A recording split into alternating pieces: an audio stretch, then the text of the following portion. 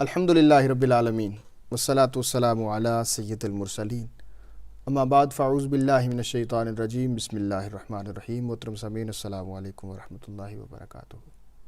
Programme انوار العلم میں میں ہوں آپ کا میزبان محمد صہیب شبیر، اور یہ پروگرام انفو ایئر میڈیا کی جانب سے پیش کیا جا رہا ہے۔ ہمیشہ کی طرح ایک نئے موضوع کے ساتھ حاضر خدمت ہیں۔ قرآن کریم کے مختلف واقعات انشاءاللہ ہم ترتیب کے ساتھ آپ احباب کی سماعتوں کی نظر کریں گے۔ اور قرآن کریم میں جو سب سے طویل صورت ہے، جسے سب سے لمبی صورت کہا جاتا ہے، اس کا نام سورہ بقرہ ہے۔ آج ہم انشاءاللہ سورہ بقرہ کے حوالے سے آپ احباب کو بتائیں گے کہ اس سورہ بقرہ کو بقرہ کیوں کہا جاتا ہے، اور اس کی نام کی جو مناسبت ہے سورہ بقرہ، اس کی اہمیت کیا ہے، اور اس معاملے میں انشاءاللہ ہمارے رہنمائی فرمائیں گے ہمیشہ کی طرح آج ہمارے ساتھ موجود ہیں عظیم مذہبی اسکالر ہیں، کسی تعارف کے محتاج نہیں ہیں۔ اکثر آپ انہیں سوشل میڈیا پر اور دیگر میڈیا ذرائع پر آپ انہیں دیکھتے ہیں، سنتے ہیں۔ میری مراد جناب علامہ سید احمد رضا شاہ صاحب، آپ ہماری رہنمائی فرمائیں گے کہ سورہ بقرہ کی کیا اہمیت ہے اور سورہ بقرہ کو سورہ بقرہ کیوں کہا جاتا ہے۔ بسم اللہ الرحمن الرحیم، نحمدہ و نصلی علی رسولہ الکریم، اما بعد۔ قرآن پاک کی جو صورتیں ہیں ان کے جو مختلف نام ہیں، اکثر قرآن پاک کی صورتوں کے نام قرآن پاک کے اس صورت میں کوئی نہ کوئی ذکر کیے ہوئے واقعے کی مناسبت سے ہوتے ہیں۔ جی، تو سورہ بقرہ قرآن پاک کی سب سے بڑی صورت ہے، بڑی فضیلت والی ہے۔ جس گھر میں سورہ بقرہ پڑھی جائے بلائیں نازل نہیں ہوتی، اس گھر سے جادو وغیرہ بھی ختم ہو جاتا ہے۔ بڑی برکت والی سورہ بقرہ ہے، سب سے بڑی صورت ہے، اس کو اپنے گھر میں پڑھنا چاہیے۔ بقرۃن یہ عربی کا لفظ ہے، اور بقرۃن کہتے ہیں گائے کو۔ تو اس سورہ بقرہ کو بقرہ اس لیے کہتے ہیں کہ اس میں بہت ہی مشہور واقعہ، جو گائے کے نام سے مشہور واقعہ ذکر کیا گیا، بڑا ہی دلچسپ واقعہ ہے، بنی اسرائیل کا واقعہ ہے۔ واقعہ کچھ اس طرح ہے کہ اس حضرت موسیٰ علیہ السلام کے دور میں ایک بہت ہی نیک شخص تھے، ان کا ایک بیٹا تھا۔ انہوں نے مرنے سے پہلے ان کے پاس ایک ہی ان کی جمع پونجی تھی، ایک بچھڑا یعنی گائے کا چھوٹا بچہ۔ تو انہوں نے جنگل میں گئے، انہوں نے اس کو اللہ کی سپرد کرتے ہوئے، اللہ تعالیٰ کی حفاظت میں کرتے ہوئے کہا کہ یا اللہ اس کو میں تیری حفاظت میں دیتا ہوں، جب تک میرا بیٹا جوان نہ ہو جائے اس کی حفاظت فرما، اور جب میرا بیٹا جوان ہو جائے تو صحیح سلامت اس کو یہ والی چیز، یعنی جب گائے ہو جائے، یہ بڑی ہو جائے، میرا بچہ بڑا ہو جائے تو لٹا۔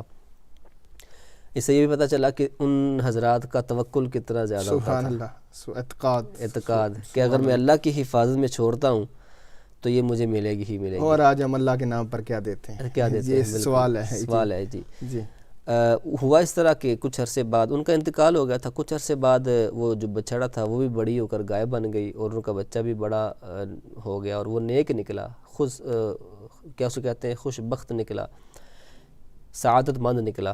وہ اس طرح تھا کہ وہ رات پوری اس نے 3 حصوں میں ڈیوائیڈ کی ہوئی تھی۔ ایک حصہ وہ اپنے ماں کی خدمت کرتا، جی، ایک حصہ وہ اللہ کی عبادت کرتا، جی، ایک حصہ وہ آرام کرتا۔ سبحان اللہ، صبح کو جنگل چلا جاتا، وہاں پر لکڑیاں کاٹتا، اس سے جو کمائی حاصل اس کو ہوتی، لکڑیاں بیچتا، اس سے جو کمائی حاصل ہوتی، اس نے اپنی کمائی کے بھی 3 حصے کیے ہوئے تھے۔ جی، ایک حصہ اللہ کی بارگاہ میں خرچ کرنا ہے، یہ اس نے طے کیا ہوا تھا، اور ایک حصہ اس نے اپنی ضروریات پر خرچ کرتا تھا، ایک حصہ اپنی والدہ کو پیش کرتا تھا۔ والدہ کا بڑا فرما بردار تھا۔ تو دیکھیں جو اللہ کی بارگاہ میں خرچ کرتے ہیں تو اللہ تعالیٰ پھر عطا بھی فرماتا ہے۔ سبحان اللہ، آپ اس کی مثال کنویں سے لے لیں کہ جس کنویں سے پانی نکالنا چھوڑ دیں تو وہ کنواں بدبودار ہو جاتا ہے اور نیچے سے پانی بھی نہیں ملتا، لیکن جس کنویں سے آپ پانی نکالتے رہیں نیچے سے اللہ تعالیٰ تازہ پانی دیتا رہتا ہے۔ جتنا آپ تقسیم کریں گے مالک رسما اتنے آپ کو عطا آپ فرمائے۔ اپنی جیب سے نکالتے رہیں گے نا تو آپ کو بھی ملتا رہے گا۔ جی، جب آپ اس کی راہ میں خرچ کرنا چھوڑ دیں، جب آپ دوسروں پہ خرچ کرنا چھوڑ دیں گے تو پھر بریک لگ جاتی ہے۔ ایسے ہی تو لہذا انہوں نے ایک حصہ اللہ کی بارگاہ میں خرچ کرنا ہے، یہ انہوں نے نیت کی ہوئی تھی اور کرتے تھے اس طرح۔ جب وہ بڑے ہو گئے، اس کی ماں نے کہا کہ بیٹا جنگل جاؤ، تیرے والد نے فلان جگہ پر جھاڑیوں کے پاس گائے کا بچھڑا اللہ کی سپرد کیا تھا، وہ بڑا ہو گیا ہوگا، اور وہاں جا کر کہو کہ اے اللہ تو مجھے وہ گائے لٹا جو میرے والد نے تیری حفاظت میں چھوڑی تھی۔ سبحان اللہ، اور جب وہ تم لے آؤ، جب وہ گیا تو اس نے جب دعا کی تو ایک گائے جس بہت ہی خوبصورت پیلے کلر کی گائے، جس سے ایسے اس کا رنگ ایسا تھا جیسے سورج کی شعائیں نہیں نکلتی، ایسے خوبصورت یعنی یونیک قسم کی تھی، ایسی گائے جو نا اس دور میں یا آج کل بھی ایسی گائے نہیں ملتی۔ تو وہ گائے لے کر اپنی ماں کے پاس آیا اور بہت ہی وہ خوش ہوئے، تو اس کی ماں نے کہا بیٹا اس کو بازار لے جاؤ، 3 دینار اس کی قیمت رکھی. اس وقت جو مارکیٹ پرائس تھی وہ یہی تھی 3 دینار. کہا کہ بیٹا یہ 3 دینار سے کم نہیں بیچنا، اور جو تم کو گاہک مل جائے تو اس کو تب تک نہیں بیچنا جب تک تم مجھ سے آ کر واپس مشورہ نہ کر لو، اجازت نہ لے لو. مارکیٹ گئے تو اللہ تعالیٰ نے فرشتے کو انسانی صورت میں بھیجا گاہک بنا کر. فرشتے نے کہا میں تم کو 3 سے زیادہ دوں گا، شرط میرے یہ ہے کہ اپنی ماں سے مشورہ کیے بغیر مجھے تم اس کو فروخت کر دو. تو اس نے کہا کہ چاہے جتنا مرضی تم دے دو، میں اپنی ماں کے ساتھ مشورہ کیے بغیر اس کو ہرگز نہیں بیچوں گا. ماں کی تابع داری، ماں کی فرما برداری، یہ بھی سمجھنے کو ملی. اپنی ماں کے پاس آیا اور کہا کہ ماں جان یہ اس طرح میرے ساتھ واقعہ ہوا. تو اس کی ماں سمجھ گئی، کہا یقیناً یہ اللہ تعالیٰ کی طرف سے بھیجا ہوا فرشتہ ہوگا. تم واپس جاؤ مارکیٹ اور اس فرشتے سے ملو اور اس سے پوچھو، اس سے نصیحت یعنی اس سے مشورہ پوچھو کہ ہمیں کیا کرنا چاہیے، اس کو بیچنا چاہیے کہ نہیں بیچنا چاہیے. تو واپس گیا، فرشتے سے ملاقات دوبارہ اسی گاہک سے. تو اس نے پوچھا تو فرشتے نے کہا کہ میرا مشورہ یہ ہے کہ اس کو ابھی نہ بیچو. بنی اسرائیل کے لوگ اسی قسم کی گائے کو تلاش کرتے کرتے خود تمہارے پاس گاہک بن کر آئیں گے. ان کو تم نے جو قیمت مانگو گے وہ تمہیں دیں گے. تو ان کو تم نے قیمت کیا مانگنی ہے کہ جتنا سونا اس کی کھال کے اندر جتنا سونا بھر دیا جائے اور پورا آ جائے اتنا سونا اس کی قیمت ہوگی. سبحان اللہ. جتنا سونا اس کی کھال میں آ سکتا ہے. ہم یہ سمجھ سکتے ہیں کہ شاید دنیا کی سب سے مہنگی ترین گائے آج تک جو بکی ہے وہ وہی ہے. وہی گائے. آج بھی اگر اتنے جو نا وہ من سونا کتنے کا ہوگا، گولڈ کی پرائز آپ دیکھ لیں.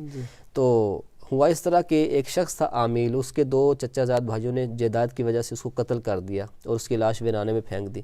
جب اس کی لاش کی تلاش شروع ہوئی تو اس کی لاش ملی تو سارے پریشان ہو گئے کہ کس نے قتل کیا ہے. تو وہ حضرت موسیٰ علیہ السلام کے پاس آئے. حضرت موسیٰ علیہ السلام نے رب کی بارگاہ میں عرض کیا تو حکم ہوا کہ اے موسیٰ ان کو کہو کہ گائے ذبح کر کے اس کی دم یا اس کی زبان کا حصہ اس میت کو لگاؤ، وہ زندہ ہوگا اور زندہ ہو کر اپنے قاتلوں کا نام بتائے گا. اللہ اکبر. اب اس حکم پر اگر بنی اسرائیل عمل کر کے کسی بھی گائے کو ذبح کر لیتے تو ہو جاتا کام اور جو نا وہ، لیکن انہوں نے بھی سوال جواب شروع کر دیے.